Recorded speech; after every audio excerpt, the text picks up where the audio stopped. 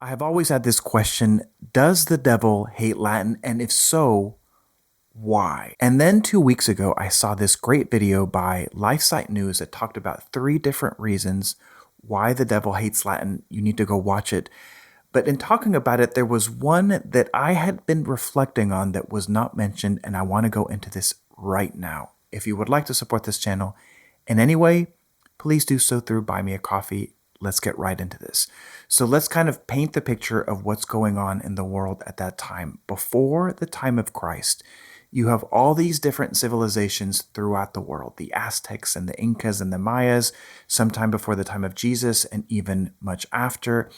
Then you have Egypt and all of the civilizations that came around that area of Mesopotamia. You have these civilizations in the East, Asia and Japan and India, all these different peoples. And what do they have in common? They have in common these false religions that are essentially worshiping Satan. But something is different in Europe. You have what I would call the crowning jewel of the ancient civilizations, the Roman Empire, something that is in the area of Rome and Italy and that spreads to all of Europe and begins to essentially take over the world. You could argue that the Roman Empire was the most powerful thing that the world had ever seen. It's what you could say was Satan's own Catholic Church, what was supposed to take over the world.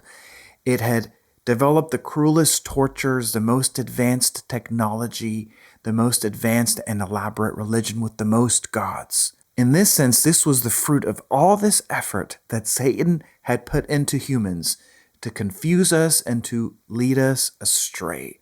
Jesus had his eyes on that empire. Not only did he want to conquer Satan's greatest empire, he wanted to transform it and turn it into what would later become the Universal Catholic Church. Because as we learn, the greatest way to humiliate an enemy isn't just to conquer him, but to take his own resources and make them your own. This is why the Catholic Church, for instance, in its early stages, when it would convert a country, it would take their religions and their temples and it would turn them into churches. Right now, we find this offensive, but this was their way essentially of saying, I'm taking this back and this is now for God. This is what Jesus did with the Roman Empire. And they even had an official language. You could say that prior to the time of Jesus, Latin was the official language of the devil. And Jesus, in his brilliance, doesn't want to get rid of it.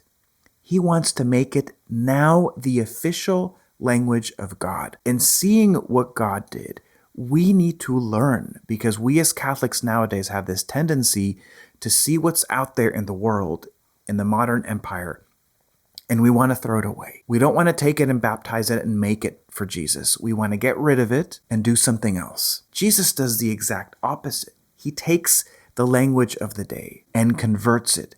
In doing so, he is giving Satan an utter humiliation.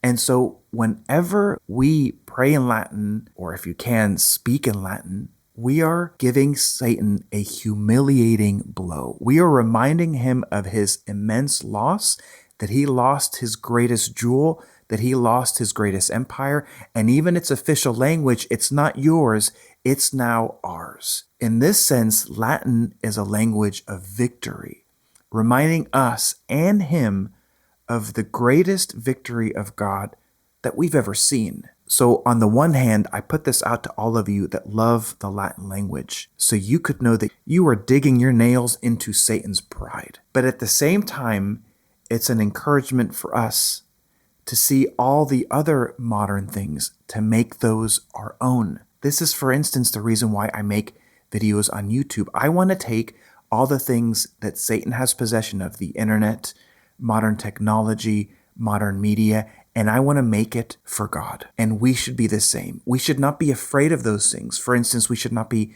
afraid of cell phones. Rather, we should claim the victory over them for Jesus Christ. And we should do this with everything. If Jesus can win such an immense victory over Satan's greatest empire 2,000 years ago, he can do so again today. I will see you in the next one.